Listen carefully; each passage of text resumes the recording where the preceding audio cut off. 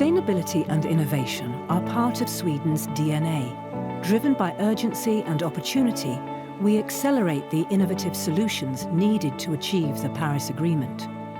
Sweden's goal to reach net zero by 2045, at the latest, is a bold but necessary ambition. While there are challenges ahead, there is also endless potential. So allow me to formally open and inaugurate the Swedish pavilion at COP27. Thank you. If there were a fire in a building, we'd first protect the children and the infirm and the aged. That's human instinct. That should be human instinct with regards to our warming planet.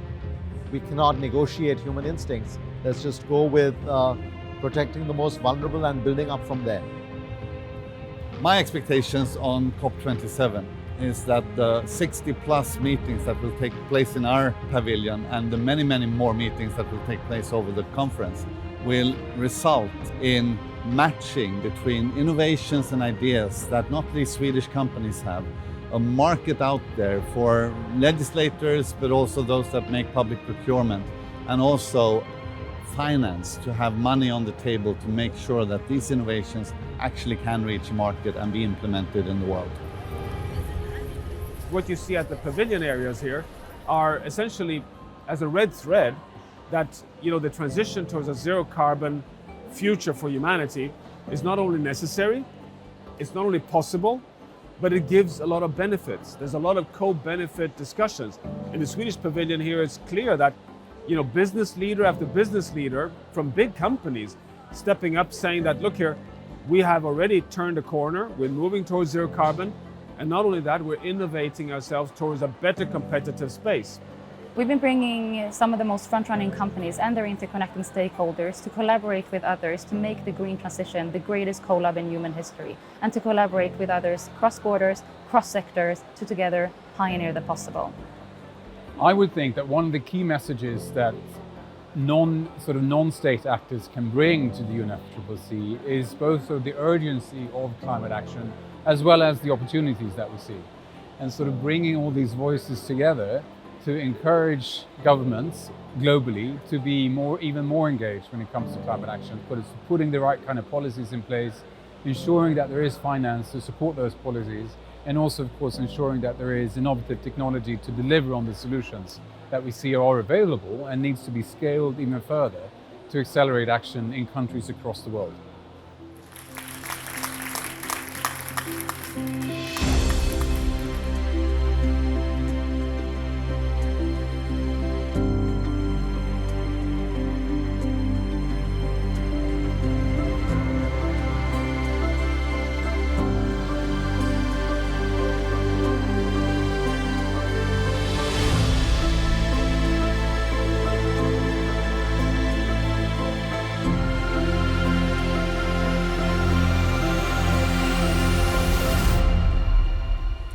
Collaboration along the value chain really helps in driving this green transition.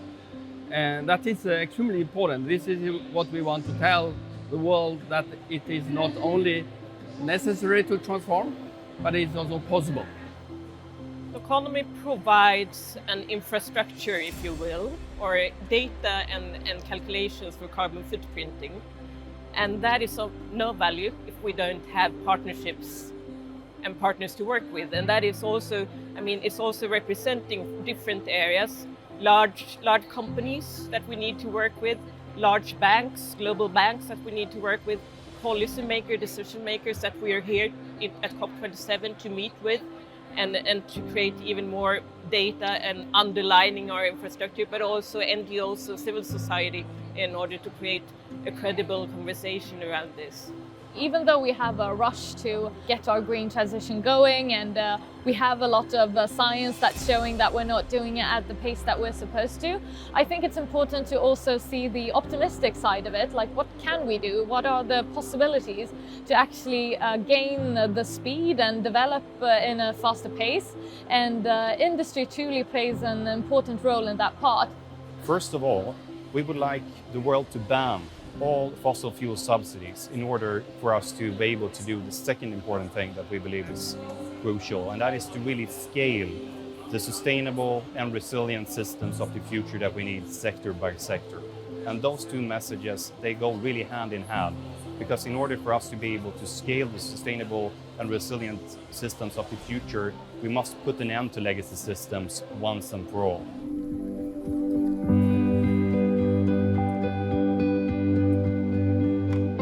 Very happy the way Africans are participating on practical, realistic, implementable initiatives, and the world is listening to Africa, knowing the importance and the criticality of Africa when it comes to supply of energy, not only in Africa, but to the world. We also need to see much more ambitious NDCs, these national determined contributions. That's a promise. These are promissory notes, commitments that countries have made. These NDCs need to be more ambitious. We agreed in Glasgow we're going to resubmit NDCs. Some did.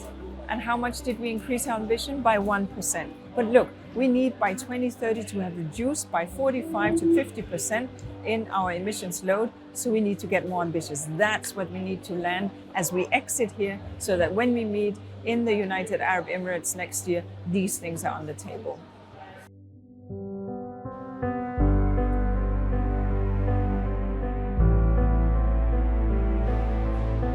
COP27 has been a very important occasion, but it's important to remember that it only takes place for 2 weeks.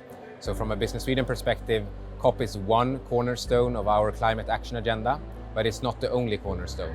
Our work continues with the innovative companies we work together with, and our plan continues into next year and on the way to COP28 and beyond.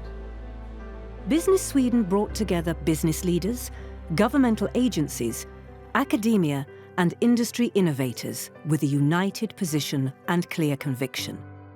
The cost of inaction is higher than the cost of action. This is the decade of implementation and action. And collaboration at a global level will be pivotal if we want to secure new jobs, green growth, and increased social justice.